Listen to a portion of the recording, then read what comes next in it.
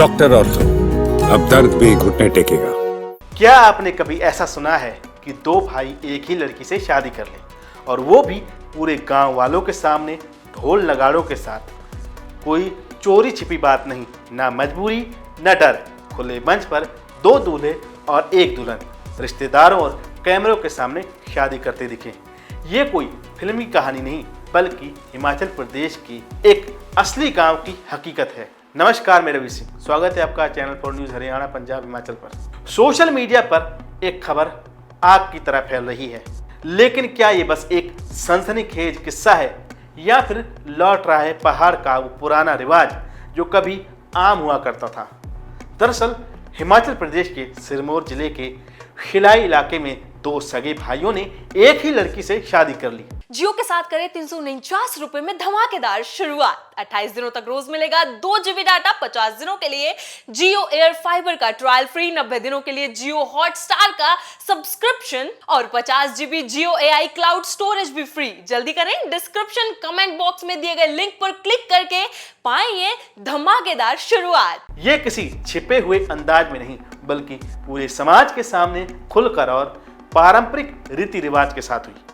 3 दिन तक शादी की रस्में चली, ढोल नगाड़े बजे, रिश्तेदार मौजूद थे और कैमरों की चमक में दूल्हा दुल्हन स्टेज पर खड़े थे। इस तरह की शादी देखकर लोग चौंक गए, लेकिन जो लोग पहाड़ी इलाकों की संस्कृति को थोड़ा भी जानते हैं उनके लिए कोई नई बात नहीं थी। ये परंपरा बहुपति प्रथा के नाम से जानी जाती है। मतलब एक महिला की शादी एक से ज्यादा पुरुषों से होती है और वे पुरुष अक्सर आपस में भाई होते हैं। इसे विशेष रूप से भ्रातृ बहुपति कहा जाता है। इसका कारण सिर्फ कोई सामाजिक परंपरा नहीं बल्कि इसके पीछे एक बहुत ही व्यावहारिक सोच रही है।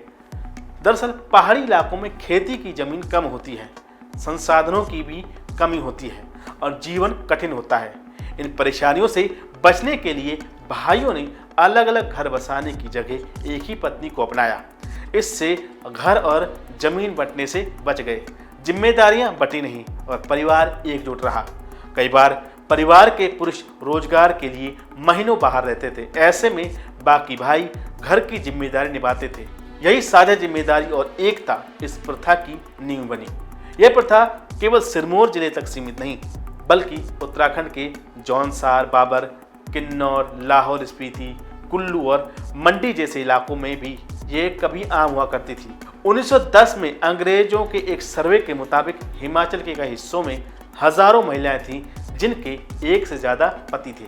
कुछ के 2, कुछ के 3 और कुछ के 5 पति भी थे। बहुपति प्रथा के कई रूप थे। एक था गैर भ्रातृ बहुपति, जिसमें पति आपस में भाई नहीं होते थे। ये प्रथा अक्सर घुमंतु और चारवाहा समाज में देखी गई, जहाँ महिलाएं सुरक्षा और भोजन के लिए एक साथ कई पतियों को रखती थी।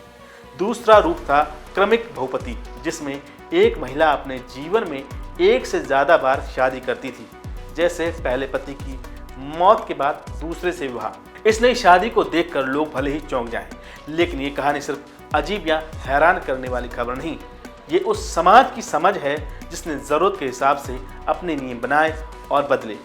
सवाल उठाना ठीक है, लेकिन जवाब तलाशने से पहले उस पहाड़ की जिंदगी को समझना भी जरूरी है, जहाँ एक प्रथा सिर्फ परंपरा नहीं बल्कि पूरे परिवार को जोड़ने का तरीका हुआ करती थी।